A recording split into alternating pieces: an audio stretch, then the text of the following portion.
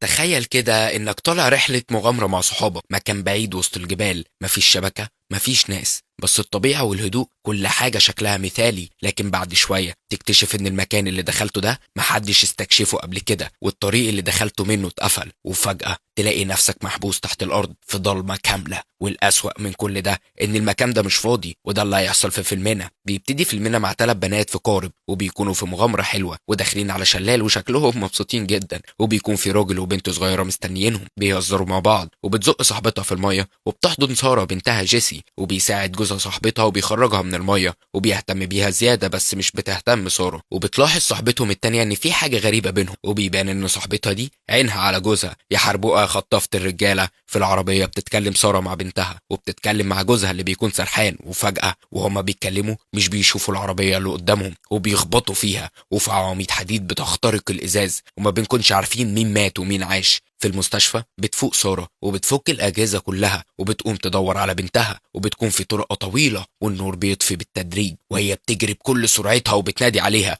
لحد ما بتحضنها واحدة وبتقول لها إنها ماتت. وبتنهار سارة وبتعيط عليها جونو. بعد الحادث سارة بتدخل في حالة اكتئاب شديدة، بتعيش فترة طويلة وهي مش قادرة تتخطى اللي حصل. بعد سنة بنروح لجبال في الولايات المتحدة الأمريكية. صحاباتها بيقرروا يعملوا رحلة جديدة، الفكرة منها انهم يخرجوا سارة شوية من الحالة النفسية اللي هي فيها. وفي العربية بيكونوا رايحين لمكان غريب، المكان هادي ومفيش ناس تقريبا. جونو بتكون قايلة لهم على المكان والرحلة. بيوصلوا عند بيت صغير وبيلاقوا جونو وبترحب بيهم، وبتطمن سارة ان كل حاجة هتكون كويسة. بتدخل سارة وبتسلم على باقي البنات وبيتكلموا سوا، وبتيجي بنوتة ما يعرفوهاش وبتسلم عليهم، بتبقى صاحبة جونو. انتي واللي تعرفيهم اغرب من بعض. وبيهزروا سوا عن صورهم القديمة، وبتفتكر جوزها وبتزعل. وبيعدي الوقت. بالليل 2 منهم بره وبيتكلموا عن كهف معين، وبتيجي جونو وبتقول لهم ان الكهف ده مرعب، وبيقضوا الليلة في الكلام. وبتخرج صاحبتهم وبيتريقوا عليها. بالليل سارة بتكون مش عارفة تنام، كلهم بيكونوا نايمين، وبتقوم تقف عند الشباك وبتشوف نفسها بتموت زي جوزها، وبتصحى مخضوضة وبنكتشف انها كانت بتحلم. الصبح جونو بتجري وبتروح تصحيهم كلهم وبتهزر معاهم وبتمشي، وسارة بتاخد دواء وبتقوم. بتتكلم جونو مع بيث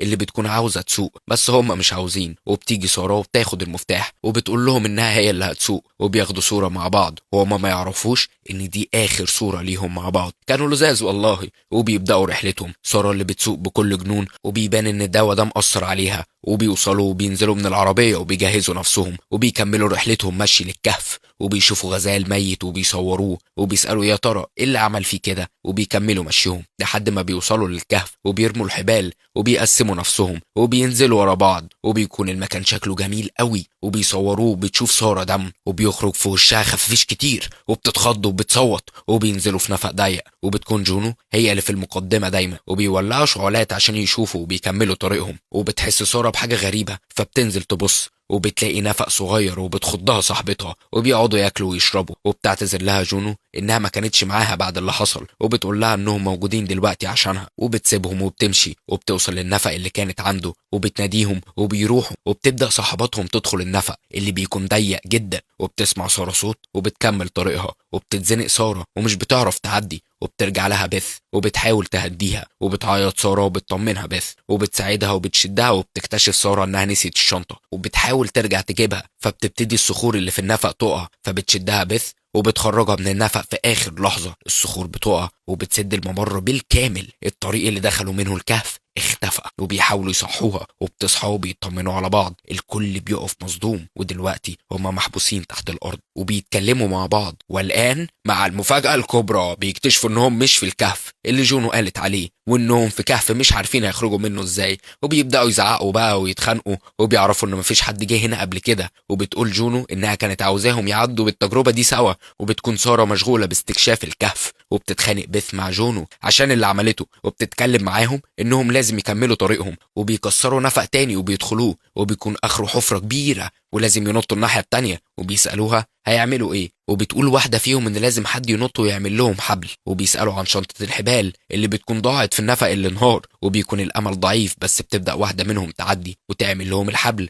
وبتكون متعلقة بدراع واحد، والباقي بيشجعوها وبتنجح انها تعمل الحبل ووهو، وبتوصل الناحية التانية. وبيعدي صحابها على الحبال، وبيكون باقي سارة وجونو وبيتكلموا مع بعض. وبتعدي جونو وبتلم كل الحبال والحاجة بتاعتهم، وفجأة بتقع وبيحاولوا ينقذوها. وبيمسكوا الحبل في اخر لحظه وبتتسلق وبتطلع ليهم، وبتكون صاحبتها اتعورت جامد. وبيكملوا في الانفاق الضيقه مره تانية. الدنيا بتكون ضلمه ومش شايفين حاجه، وبيشوفوا رسومات وبيقفوا يتاملوها، وبيعرفوا ان في مخرج تاني وبيدوروا عليه، وبيفتكروا انهم لقوه. وبتجري واحده منهم عليه وبتفتكر انها شافت ضوء الشمس وبتجري ناحيته، وللاسف بتقع في حفره، بس بتمسكها جونو في اخر لحظه وبتقع في الحفره وبينادوا عليها وبتكون لسه عايشه، بس رجلها بتكون اتكسرت وبتصوت وبتعيط وبتلم عليها الدنيا، وبينقلوها بعيد عن الميه وبيعملوا لها اسعافات. وبتسمع سارة صوت بنتها وبتروح وراه، وبتحاول صاحبتها تمنعها لكن بينادوا عليها عشان تساعدهم. وبتلاقي خوذة شكلها غريب وبترد لها رجلها. وبتسمع سارة صوت المخلوق الغريب وبتشوفه، وبتيجي صاحبتها من وراها وبتقول لها لكن مش بتصدقها، وبتقول لهم لكنهم مش بيصدقوا، وبيكملوا طريقهم في الكهف. وبيوصلوا في حتة مليانة مية وبيحاولوا يتسلقوا، لكنهم بيتصدموا بعظم كتير، وبيكون عظم حيوانات على عظم بني ادمين، وبيتوتروا وبيبدأوا يزعقوا، وبيظهر كائن غريب وراهم وبيصوتوا اكتر، وبيجروا وبيظهر واحد من وراهم. وفجأة لو وصلت لحد هنا قول لنا رأيك في الكومنتس، وجهز نفسك عشان اللي جاي اون فاير. بينط الوحش على صاحبتهم وبياكلها، وبتحاول جونو تنقذها بس مش بتعرف، وبيتفرقوا بعيد عن بعض. وبيجي واحد وبيحاول ياكل جونو اللي بتكون شجاعة وبتقتله، وبتيجي صاحبتها من وراها ومن كتر التوتر بتقتلها من غير ما تقصد، لكن بدل ما تنقذها بتمشي وتسيبها. وبيكون في 2 منهم بيحاولوا يخرجوا، بس على مين؟ في وحش فوقيهم وهياكلهم. وبتفوق سارة اللي بيكون مغمى عليها وبتمسك الكاميرا وبتشوف عظم كتير جدا لبشر، وبتسمع صوت الوحوش فبتستخبى، وبعدها بتخرج بهدوء. وبيجي الوحش فبتستخبى تاني، وبتشوف جثة صاحبتها وهم بياكلوها، وباقي اصحابها بيكملوا طريقهم وبيتسلقوا مكان عشان الوحش ما ياكلهمش. وبيكون المنظر فظيع على سارة وبتكون هترجع، وبيسمعها الوحش وبيقرب جدا من الكاميرا لكنه مش بيشوفها، وبتنادي جونو عليها فبتنقذها من غير ما تعرف. والله يا جونو مش عارف اقول لك ايه، مره تقتلي واحده من غير قصد ومره تنقذي واحده، اما امرك عجيب. وبيعدي الوحش من جنب صحباتهم التانيين وما بيحسش بيهم، لانهم من خصائص الوحوش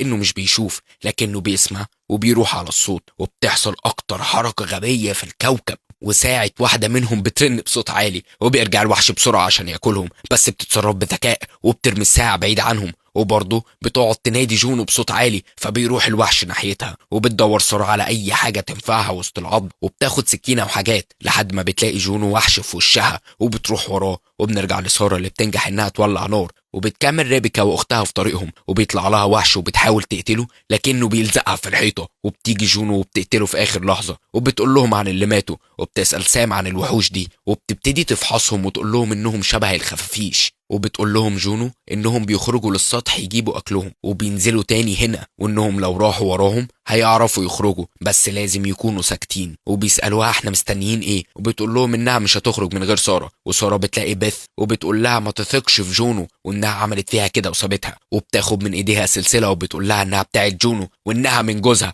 وبتكتشف سارة ان صاحبتها كانت بتخونها مع جوزها، وبتسمع صوت الوحوش وبتطلب منها تقتلها، وفعلا بتقتلها. وبيهجم عليها وحش وبتنجح انها تقتله، وبيجي وحش تاني وبيصوت، وبتجري سارة وبتقع في بركة مية أو دم أيهما أقرب، وبتطلع وبيجي الوحش من وراها وبيهجم عليها وبيتصارعوا بس بتنجح إنها تقتله. وبيجي واحد تاني وبيقف على دماغها حرفيا وبيعدي من فوقيها وبتقتله سارة، وبتصوت بصوت عالي، وبيجروا أصحابها وبيصوتوا، وبيجي وحوش كتير قوي وبتشوفهم جونو وبتقول لهم يجروا. وبتوصل واحدة منهم لمكان برضه مقسوم ولازم يوصلوا الناحية التانية، وبتبتدي تمهد السقف ليهم، بس بيجي وحش وبيقتلها وهي متعلقة في السقف. وبيجي التاني وبيشد صاحبتها وبيقتلها، وبتنط جونو في المية وبتلاقي وحش تحت المية وبتقتله، وبتتسلق لفوق وبتلاقي سارة في وشها وبتسألها عن الباقي وعن بيث، وبتقول لها انها ماتت، وبتسألها لو شافتها بعينيها وبترد وبتكون مش مصدقاها. وبيكملوا رحلتهم سوا وبيوصلوا المكان فيه وحوش كتير، وبيهجم واحد على جونو وبيحاول يقتلها، والتاني بيتمكن من سارة وبتدور عركة، وبينجحوا انهم يقتلوهم، وكل ما يخلصوا على واحد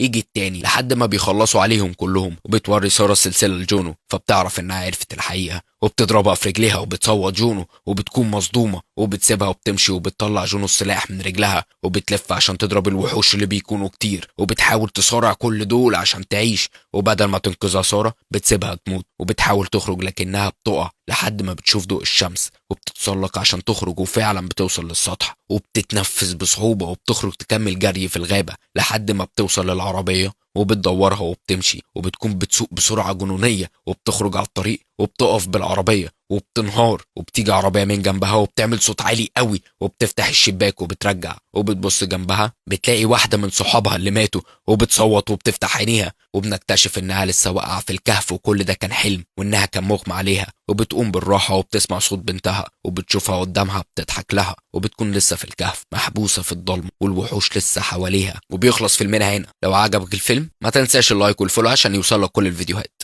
سلام.